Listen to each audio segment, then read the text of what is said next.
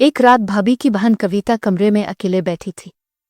दरवाज़ा खुला हुआ था और मैंने देखा कि कविता जाग रही थी और फ़ोन पर किसी से बात कर रही थी। मैंने गौर से देखा, कमरे में कोई और नहीं था, सिर्फ कविता अकेले थी। थोड़ी देर बाद मैं अपने कमरे में वापस आ गया और सो गया।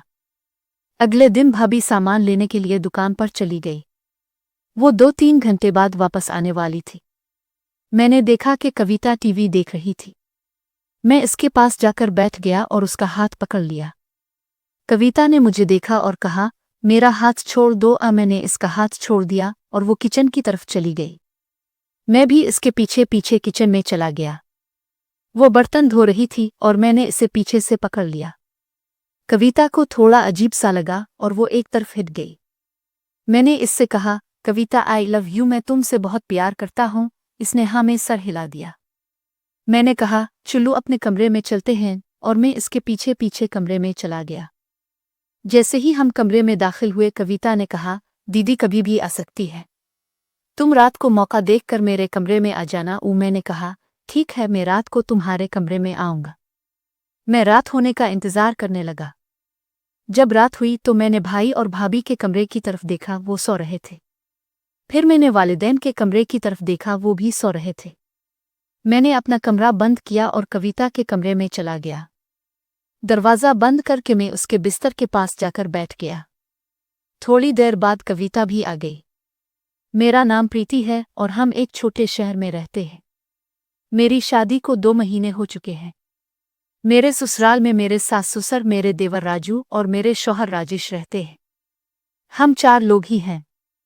मेरे शौहर राजेश की एक दुकान है जो बहुत अच्छी चल रही है। घर का सारा खर्चा वही उठाते हैं। मेरा देवर राजू काम करने से कतराता है। वो ज्यादातर घर में ही रहता है। मेरे शौहर राजेश ने इसे बहुत समझाया कि कोई काम धंधा कर ले, लेकिन वो नहीं मानता। मेरे देवर राजू की हरकतें मुझे सही नहीं लगती थी। एक दिन वो अपने कमरे में किसी लड़की से फ़ोन पर बातें कर रहा था। इसे पता नहीं था कि मैं घर आ गई हूँ, क्योंकि मैं अपने शौहर के साथ दुकान गई थी।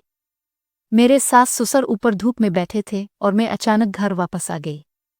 जैसे ही मैं अंदर आई, मुझे किसी के बात करने की आवाज़ सुनाई दी। जब मैंने जाकर देखा तो मेरा देवर राजू किसी लड़की से फ़ोन पर बातें कर रहा था।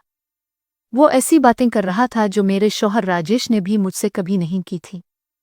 मुझे वो बातें सुनकर बर्दाश्त नहीं हुआ और मैं बाहर आ गई। थोड़ी देर बाद वो मेरे पास आकर बैठ गया।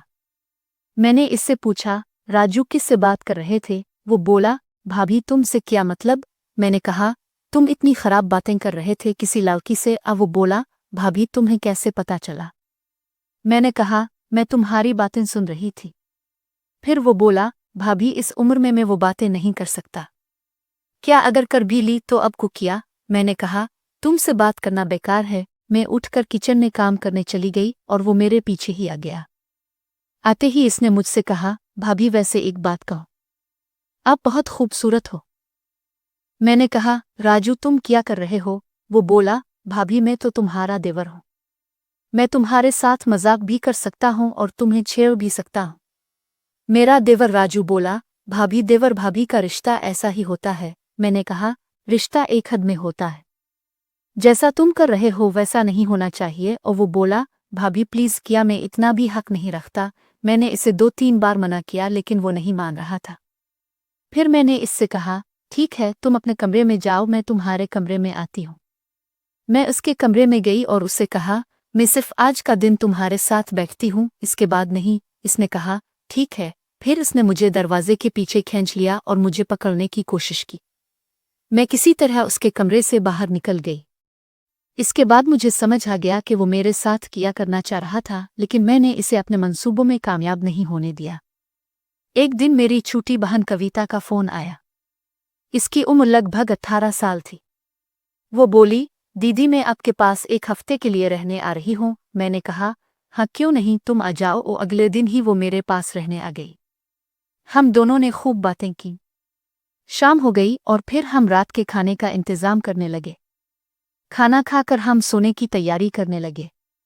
मैंने कविता से कहा, कविता तुम इस कमरे में सो जाओ, ये खाली है। वहाँ बिस्तर भी लगा हुआ है। अपना सामान रख लो और वहीं सो जाओ। कविता ने कहा, ठीक है दीदी। मैं अपने बिस्तर पर बैठकर मोबाइल चला रही थी और मैंने अभी दरवाज़ा बंद नहीं किया था। दरवाज़ा खुला ही था। थोड़ी देर बाद मेरा देवर राजू इधर उधर घूमने लगा और बार बार मेरी तरफ देख रहा था। मैंने सोचा शायद वो ऐसे ही टहल रहा है, इसलिए मैंने ज्यादा ध्यान नहीं दिया। फिर मैं दरवाज़ा बंद करके सो गई। सुबह हुई और मैं थोड़ी देर से उठी क्योंकि मुझे कहीं जाना नहीं था, इसलिए मैं आमतौर पर घर में जल्दी उठ जाती थी। दीदी ने मेरा दरवाज़ा खटकाया और मैंने उठकर दरवाज़ा खोला। दीदी बोली, उठ जाओ, दिन चढ़ गया है। देखो, मैं तुम्हारे लिए चाय भी बना लाई हूं। मैंने कविता के लिए चाय बनाई और टेबल पर रख दी।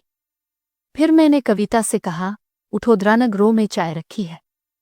कविता दरानग रो में आ गई और हम दोनों चाय पीने लगे। थोड़ी देर बाद मेरा देवर राजू भी आकर हमारे साथ बैठ गया। वो बोला, भाभी मैं भी चाय पीना चाहता हूँ। मैंने कहा, देखो शायद थोड़ी बच्ची हो, तुम पी लो। वो किचन में गया और चाय बनाकर ले आया। फिर हमारे साथ बैठकर चाय पीने लगा। रात के 10 बजे मैं देख रही थी कि कविता के कमरे के सामने मेरा देवर राजू बार बार उधर उधर चक्कर लगा रहा था। मैंने कविता से कहा, कविता, इसे समझाओ, ये सही नहीं है। कविता ने कहा, दीदी अब परेशान ना हो, मैं कोई बच्ची नहीं हूं।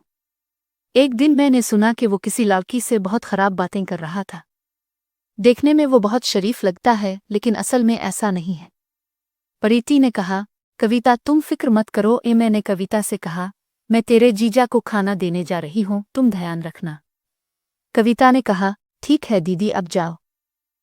थोड़ी देर बाद राजू कविता के पास आकर बैठ गया और टीवी देखने लगा। पहले वो दूसरे सोफे पर बैठा था, फिर वो उठकर कविता के पास आकर बैठ गया और बोला, कविता एक बात कहो, तुम बहुत खूबसूरत हो। क्या तुम्हारा कोई बॉयफ्रेंड है? कविता ने कहा, नहीं, मेरा कोई बॉयफ्रेंड नहीं है। मैं उन चक्कर में नहीं पड़ती। इसके बाद कविता उठकर किचन में चली गई और बर्तन धोने लगी। तभी राजू भी उसके पीछे पीछे किचन में आ गया और पीछे से इसे पकड़ लिया। इसने कहा, कविता तुम मुझे बहुत अच्छी लगती हो। कविता को थोड़ा अच्छा लगा क्योंकि इसे आज तक किसी लड़के ने इस तरह छुआ नहीं था, तो इसने भी जवाब दिया। राजू ने कहा, कविता बर्तन छोड़ दो और अपने कमरे में चली जाओ, मैं तुम्हारे पीछे आ रहा हूं। कविता मान गई और अपने कमरे में चली गई। जब राजू कमरे में गया तो इसने दरवाज़ा थोड़ा बंद कर लिया और कविता के पास बैठ गया। फिर वो इसके करीब आने लगा। कविता ने कहा, अभी नहीं दीदी, आ जाएंगी। रात को तुम मेरे कमरे में आ जाना। राजू ने कहा, यह बहुत अच्छा आइडिया है, मैं ऐसा ही करूंगा। मैं रात होने का इंतजार करने लगा। खाना खाकर सब सो गए। मैंने पहले अपनी भाभी के कमरे में देखा कि वो सो चुकी थी। फिर वालिदैन के कमरे में जाकर देखा तो वो भी सो चुके थे। मौका देखकर मैंने अपने कमरे का दरवाज़ा बंद किया और सीधा कविता के कमरे में चला गया। कविता मेरा इंतजार कर रही थी। मुझे ऐसा लग रहा था कि वो भी लंबे वक्त से इस सब का इंतजार कर रही थी। मैंने कमरे का दरवाज़ा बंद किया, लाइट ऑन ऑफ कर दी और एक छोटी लाइट जला दी। फिर मैं कविता के साथ रज़ाई में लेट गया। तभी कविता ने कहा, राजू जो करना है जल्दी कर, अगर दीदी जाग गईं तो बहुत बड़ी मुश्किल खड़ी हो जाएगी। मुझे हैरानी हुई कि कविता खुद मुझसे ये कह रही थी।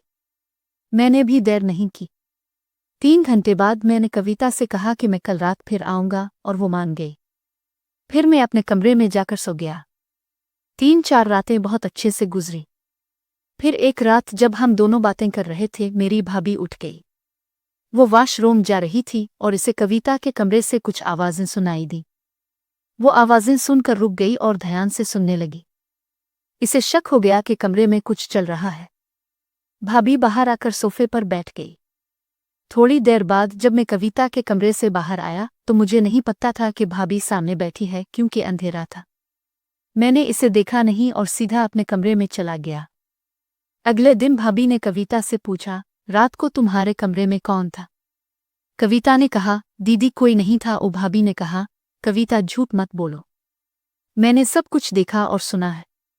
तुम क्या कर रही थी? कविता ने कहा, दीदी प्लीज मुझे माफ कर दो। मुझे नहीं पता था कि क्या हो रहा है, लेकिन मुझे राजू से प्यार हो गया है। फिर मेरी बहन ने मेरी शादी राजू से करवा दी। शादी के बाद मैं अपनी बहन के घर आ गई। दोनों बहनें बहुत खुश थीं और राजू भी काम पर जाने लगा और पैसे कमाने लगा। हम दोनों बहनें मिलकर काम करती थीं, घर की सफाई संभालती थीं और सब कुछ अच्छा हो गया। दोस्तों, उम्मीद है कि आपको ये कहानी पसंद आई होगी। अगर कहानी पसंद आई तो वीडियो को लाइक करें और चैनल को सब्सक्राइब ज़रूर करें।